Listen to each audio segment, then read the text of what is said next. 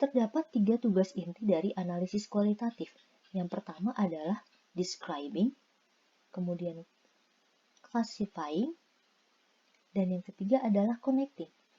Di mana describing ini lebih kepada menggambarkan karakteristik objek secara menyeluruh dan komprehensif. Jadi dari berbagai data yang kita kumpulkan itu dibuat dalam deskripsi yang bisa menggambarkan si karakteristik objek tersebut. Nah, sementara kalau untuk classifying, di sini terdapat tahapan klasifikasi di mana data-data atau objek-objek yang telah kita kumpulkan itu dikelompokkan menjadi suatu kategori-kategori tertentu, distrukturkan. Jadi distrukturkan ke dalam suatu kategori-kategori yang baru. Nah, yang terakhir dari tugas inti kualitatif itu adalah connecting.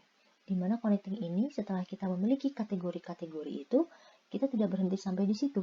Kita cari tahu bagaimana menghubungkan berbagai kategori tersebut sehingga menjadi suatu konsep yang bisa menjelaskan fenomena yang terjadi itu. Gitu.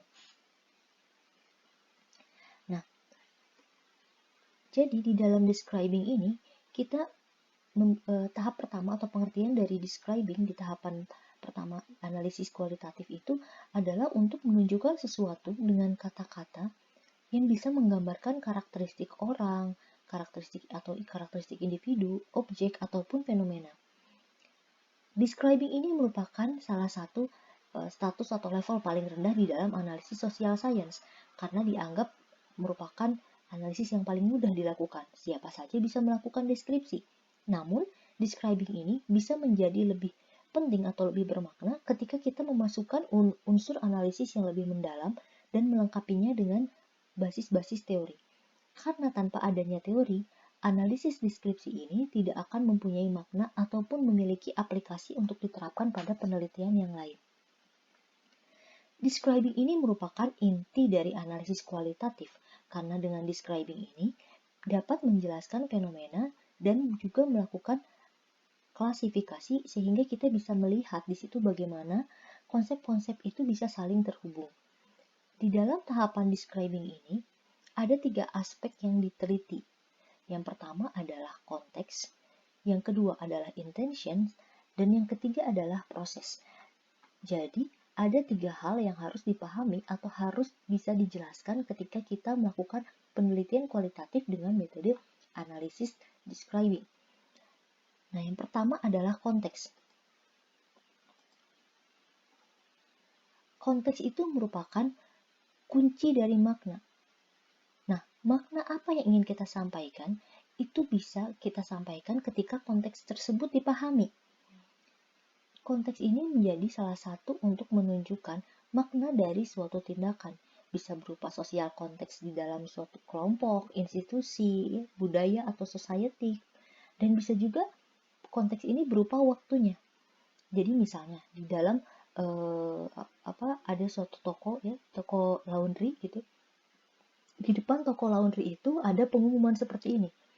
Silahkan tinggalkan baju Anda di sini dan habiskan waktu dengan semaksimal mungkin gitu ya. Jadi artinya dalam bahasa Inggrisnya misalnya leave your clothes here and spend the afternoon having a good time. Nah, tanpa kita tahu konteks, bisa jadi ketika melihat pengumuman seperti itu kita bisa salah kaprah. Wah, otak kita bisa berpikir mesum karena mereka menyuruh kita untuk meninggalkan baju kita di sini dan kita menikmati sehari-hari kita tanpa menggunakan pakaian. Itu ketika kita tidak tahu konteks pengumuman tersebut diberikan dalam rangka apa. Ketika kita melihat pengumuman tersebut ditempelkan di depan toko laundry, fasilitas laundry, oh, maka kita tahu apa maksud dari kalimat tersebut. Ternyata maksudnya, Anda tinggalkan baju Anda di sini lalu Anda cuci daripada Anda menyuci sendiri di rumah, itu akan lebih efisien terhadap waktu. Jadi Anda mempunyai waktu lebih banyak untuk bersenang-senang. Nah, inilah ketika kita tahu konteks dan ketika kita tidak paham konteks. Jadi bisa dibedakan ya antara apa yang dimaksud dengan konteks tersebut dan kenapa di dalam analisis kualitatif konteks itu menjadi sangat penting. Nah, yang kedua adalah intention. Intention itu adalah salah satu cara untuk menafsirkan perilaku dari subjek. Penekanan dalam penelitian kualitatif merupakan adalah penggambaran dunia nyata melalui persepsi dari berbagai sudut pandang pengamat. Jadi ada banyak pengamat ya, atau misalnya subjek ya, subjek-subjek yang kita teliti. Nah, kita harus bisa menggambarkan apa intention dari setiap subjek yang kita amati tersebut. Jadi analisis kualitatif ini melibatkan bagaimana seorang aktor yang akan kita teliti itu mendefinisikan suatu situasi. Jadi bagaimana dia menggambarkan situasi yang terjadi atau yang dia hadapi. Dan kemudian aktor tersebut kita harapkan bisa menjelaskan motif di balik tindakan ketika menghadapi situasi tersebut. Meskipun sebagai peneliti kita perlu membangun suatu konsep untuk menganalisis tindakan ini, tapi kita juga ingin memastikan apakah yang kita simpulkan itu berhubungan dengan tindakan si aktor tersebut atau tidak. Nah, sehingga sebagai seorang peneliti di dalam penelitian kualitatif ini, kita tidak hanya bergantung kepada aktor itu saja untuk menjelaskan kenapa sih aktor ini melakukan hal tersebut, kenapa aktor ini tidak melakukan hal tersebut. Kita tidak bisa memberikan mereka judgment terhadap intention atau motif mereka. Dan kita tidak bisa mencampuri kenapa seseorang memilih tindakan seperti ini. Tapi yang bisa kita cari adalah kita mencari pemaknaan, mencari kenapa orang bisa melakukan hal ini, kenapa orang bisa memilih untuk tidak melakukan hal ini. Itu yang bisa kita cari. Nah, sehingga ketika kita hanya melihat atau makna atau intention dari seseorang melakukan suatu tindakan itu, kita bisa memaknai, bisa menginterpretasikan perilaku mereka. Nah, karena perilaku mereka ini sangat subjektif, maka kita harus hati-hati dengan unsur subjektivitas yang kita berikan kepada mereka. Di dalam penelitian kualitatif, kita perlu menghilangkan judgment-judgment tersebut, sehingga kita bisa netral sebagai pihak yang bisa menggambarkan action mereka itu adalah seperti ini, bukan sebagai pihak yang menilai kenapa mereka melakukan seperti ini, kenapa mereka melakukan seperti itu, kenapa tidak begini, kenapa tidak begitu. Tapi di dalam penelitian kualitatif, kita hanya mencari dan menggambarkan kenapa motif mereka melakukan hal ini dan kenapa motif mereka melakukan hal tersebut, bukan menilai. Jadi harus hati-hati ketika kita melakukan penelitian kualitatif. Nah, yang terakhir di dalam analisis deskripsi itu adalah tahapan proses. Jadi data kualitatif itu bisa mungkin saja ada banyak. Kalau kita lihat di sini ya, di sini ini adalah titik-titik ini kita gambarkan misalnya dia sebagai suatu data.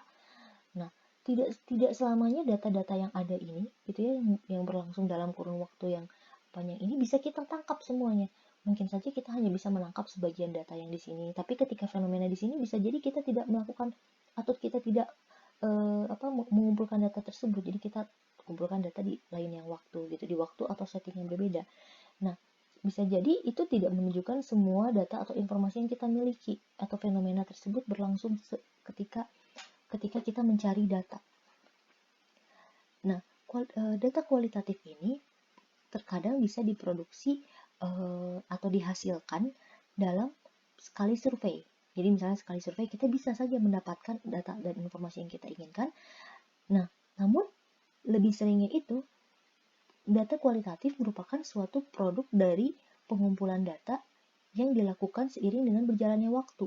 Jadi memerlukan yang namanya proses. Tidak bisa kita hanya datang satu kali, tapi itu karena dia harus menunjukkan bagaimana proses sosial setting masyarakat atau suatu individu itu berlangsung, maka kita bisa melihat dia dalam berbagai settingan waktu atau dalam berbagai settingan intention gitu ya. Jadi ada banyak prosesnya. Nah, data pengumpulan data sendiri di dalam penelitian kualitatif karena dia merupakan suatu bagian dari suatu proses analisis, maka pengumpulan data itu bisa menjadi suatu proses interaktif di mana para peneliti tersebut akan berhadapan dengan permasalahan atau akan menghadapi bagaimana cara untuk mencari makna-makna atau interpretasi dari tindakan-tindakan sosial yang dilakukan oleh subjeknya. Jadi artinya ketika berbeda halnya dengan analisis kuantitatif di mana proses analisis itu dilakukan setelah kita mengumpulkan data semuanya. Kita tidak bisa menganalisis hanya sebagian data yang kita miliki. Misalnya kita mau survei 100 100 responden gitu ya. Nah, lalu dari 100 responden itu dari 50-nya itu kita baru bisa melakukan input data saja, tidak bisa kita langsung melakukan analisis karena nanti hasilnya itu akan berbeda. Sementara di dalam kuantitatif kita ingin mengeneralisasi dari membuat generalisasi dari berbagai responden yang kita pilih itu karakteristiknya seperti apa. Nah, namun di dalam analisis kualitatif, ketika tahapan proses pengumpulan data, maka di situ kita sudah mulai melakukan suatu proses analisis. Kita mulai yang melakukan yang namanya pemaknaan atau interpretasi dari tindakan-tindakan sosial yang dilakukan oleh subjek tersebut. Proses analisis ini bisa terjadi ketika data dikumpulkan. Jadi informasi-informasi yang berkaitan dengan tindakan-tindakan tindakan-tindakan dari para pelaku atau dari individu yang kita amati, yang diamati oleh peneliti itu perlu dicatatkan dengan jelas. Dan informasi mengenai hal-hal tersebut itu bisa dituliskan di dalam suatu memo catatan yang bisa menjadi inputan penting untuk melakukan proses analisis.